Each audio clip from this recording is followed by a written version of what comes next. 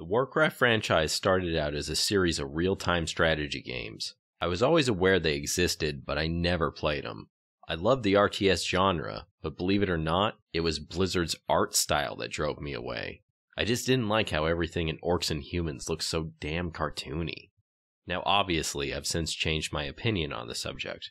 I actually enjoy the stylized appearance of World of Warcraft today, and it's funny to know that it's a big part of the game's overall longevity. As computers and graphics advance, the video games that try to look real often don't stand the test of time. If you need proof of that, just try taking a look at some of the classic EverQuest footage. It's terrible. I'm sure that's why the upcoming EverQuest Next has embraced a more animated appearance. So in the late 90s and early 2000s, I pretty much ignored Blizzard Entertainment. My favorite RTS games of the time were Total Annihilation Kingdoms and Star Wars Galactic Battlegrounds. Star Wars was great because you could choose to battle the Gungans or the Trade Federation. You know, shit from the prequels no one liked. It was so satisfying to stomp their worthless asses into the ground. Anyway, when I originally heard about World of Warcraft, I purposely avoided it. I knew that as soon as I started playing, I'd get hooked immediately. In all fairness to EverQuest, I felt the same about that game too. It was the idea of MMOs in general that really spoke to me. Being able to play an RPG online with other people, that's exciting.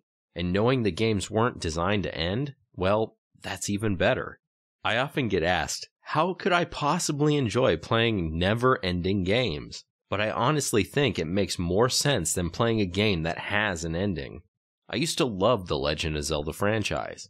I always strived to win the game with 100% completion, making sure I had every weapon, every bottle, every heart piece. But after I killed Ganon and the credits rolled, that was it. The adventure was over. If I wanted to visit Hyrule again, I'd have to wait for the next Zelda release. And once it came out, my character would be right back at square one. I needed to recollect all the items again.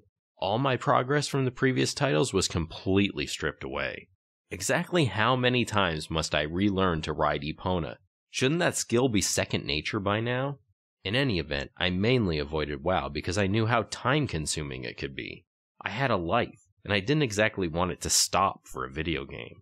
I've always had a somewhat addictive personality, and I got to see how addictive MMOs were firsthand. My mom had a friend, I'll just call her Anne, even though that's not her real name. Anne would often visit my mom to complain about her gamer husband, a guy who was totally obsessed with EverQuest. One night, my mom caught me off guard. She cornered me in the kitchen, and then Anne jumped out of the shadows to interrogate me for what felt like hours.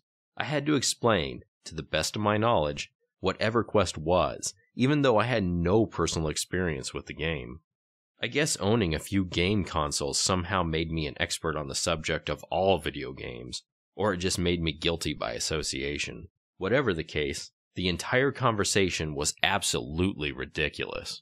I tried my best to make it perfectly clear that there was nothing inherently evil about EQ, which somehow led me down the path of having to defend Dungeons and Dragons also. My mom will forever think that game is full of demonic influence, no matter what anyone says. Old-fashioned church propaganda made certain of that. Meanwhile, all the talking we did accomplished nothing. Anne was determined to hate EQ because that's what her gamer husband was choosing to spend all his free time with. Somehow she got her hands on his username and password, and she asked me to log onto his account and delete all his stuff. I told her I couldn't just log in. I'd have to purchase the game and then install it on my computer, but that was beside the point. Even if I could easily access his account, I wouldn't tamper with it, because that's an incredibly shitty thing to do to someone. Also, truth be told, I was worried about my own safety. I didn't need this crazy bastard coming after me, probably dual-wielding some crappy blunt swords he purchased from a Renfest. To put a bow on this story, the last I heard, Anne got divorced, and she probably walked away with half her ex's quest rewards. All that nonsense aside, I finally made the decision to start playing Warcraft when Blizzard began advertising their first expansion, The Burning Crusade. They saturated the internet with ads. It was practically impossible to avoid them. I normally get irritated with this kind of commercial bombardment, but they gave me a long-awaited excuse to research the game once and for all. Obviously, I liked what I saw, which is why I've been playing since the launch of BC. I missed out on my ability to say, I played during vanilla, by just a few short weeks. I started on the Exodar server, which was a new addition to the list. I saw the realm go crazy when someone opened the gates of Ahn'Qiraj, even though I barely had any idea what that meant at the time. In other words, I'm old. I'm really, really old. So I'm gonna end this video here. My bones are starting to ache, and I need to take my meds. If you enjoyed this short little origin story of mine, let me know. Hell, if you thought it was boring, tell me that too. I'm willing to take viewer suggestions for future video topics, if I find them interesting. Thanks for watching. Later.